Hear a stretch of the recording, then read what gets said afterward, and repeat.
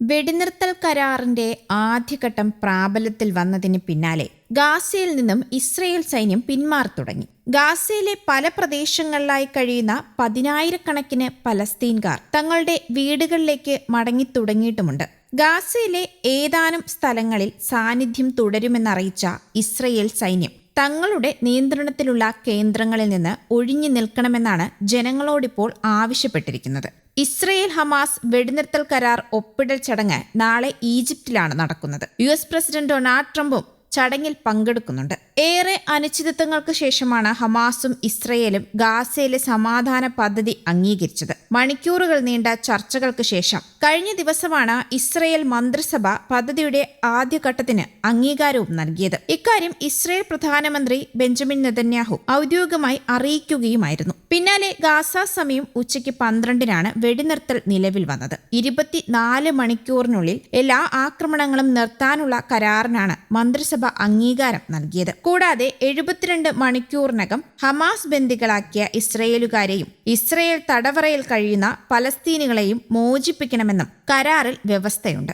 ആദ്യഘട്ട ധാരണയുടെ ഭാഗമായുള്ള ബന്ദി കൈമാറ്റം ഉടനുണ്ടാകുമെന്നാണ് പുറത്തുവരുന്ന വിവരം. US പ്രസിഡന്റ് ഡൊണാൾഡ് ട്രംപ് മുന്നോട്ട് വെച്ച 20-ദിന സമാധാന പദ്ധതിയുടെ ആദ്യഘട്ടം ഇസ്രയേലും ഹമാസും അംഗീകരിച്ചതോടെയാണ് ഗാസയിൽ സമാധാനത്തിന് വഴി തുറന്നത്. ഈജിപ്തിന്റെയും ഖത്തറിന്റെയും മധ്യസ്ഥതയിൽ കെയ്റോയിലായിരുന്നു ചർച്ച.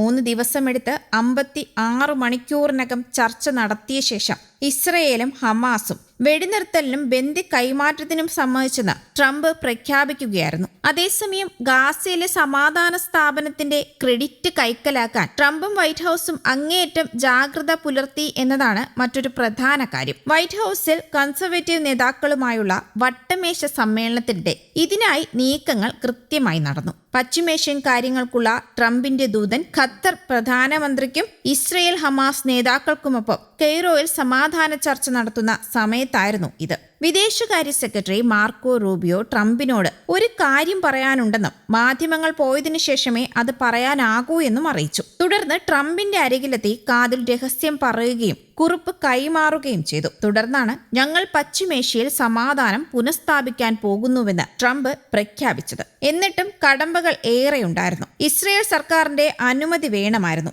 വ്യാഴാഴ്ച ഇസ്രയേൽ സുരക്ഷാ മന്ത്രിസഭ ഇക്കാര്യം കൂടിയാലോചിക്കുകയും വെള്ളിയാഴ്ച ഇസ്രയേൽ മന്ത്രിസഭ പദ്ധതിക്ക് അംഗീകാരം നൽകുകയുമായിരുന്നു. ഇതോടെയാണ് ഗാസയിൽ വെടിനിർത്തൽ പ്രാബല്യത്തിലായതും സൈനിക പിന്മാറ്റം തുടങ്ങിയതും. ട്രംപിന്റെ 20-ദിന സമാധാന പദ്ധതിയുടെ ആദ്യഘട്ടമാണ് ഇപ്പോൾ പ്രാബല്യത്തിലായിരിക്കുന്നത്. അതിലെ പ്രധാന വ്യവസ്ഥകൾ നോക്കാം. ബന്ദിമോചനത്തിന് വഴിയൊരുക്കാനായി സമ്മതിച്ച ദൂരപരിധിയിലേക്ക് ഇസ്രയേൽ സൈന്യം പിൻവാങ്ങും. ആക്രമണം നിർത്തിവെക്കും. പൂർണ്ണമായ സൈനിക പിന്മാറ്റത്തിന് കളമൊരുങ്ങുന്നതുവരെ ഇത് തുടരുകയും ചെയ്യും. ഇസ്രയേൽ പരസ്യമായി കരാർ അംഗീകരിച്ച് 72 മണിക്കൂറിനകം ജീവനുള്ള ബന്ദികളെയും മരിച്ചവരുടെ മൃതദേഹങ്ങളെയും ഹമാസ് വിട്ടു നൽകണം.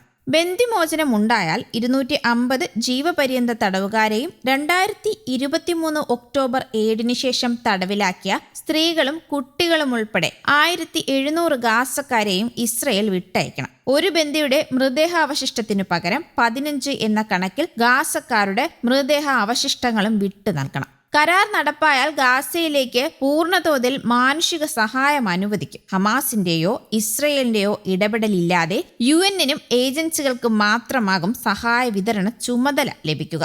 അതേസമയം ഇസ്രയേലിലെ തീവ്ര വലതുപക്ഷക്കാരായ ദേശസുരക്ഷാ മന്ത്രി ഇത്താമർ ബെൻഗുറും ധനമന്ത്രി ബെസലേൽ സ്ട്രോമിച്ചും ഈ പദ്ധതിയെ എതിർത്തും വോട്ട് ചെയ്തിരുന്നു. ബന്ദികൾ തിരിച്ചു വരുന്നതിൽ അതിയായ ആഹ്ലാദവും സമാധാനവും ഉണ്ടെങ്കിലും അവർക്ക് പകരമായി ആയിരക്കണക്കിന് കൊലപാതകികളായ ഭീകരരെ ഇസ്രായേൽ തടവറയിൽ നിന്ന് മോചിപ്പിക്കുന്നത് അംഗീകരിക്കാനാകില്ലെന്നായിരുന്നു ബെൻഗുർ പറഞ്ഞത്. ഹമാസിനെ ഉന്മൂലനം ചെയ്യാനായില്ലെങ്കിൽ നെതന്യാഹു സർക്കാരിനുള്ള പിന്തുണ പിൻവലിക്കുമെന്ന് വരെ നേരത്തെ ഇരുവരും പറഞ്ഞിരുന്നതാണ്.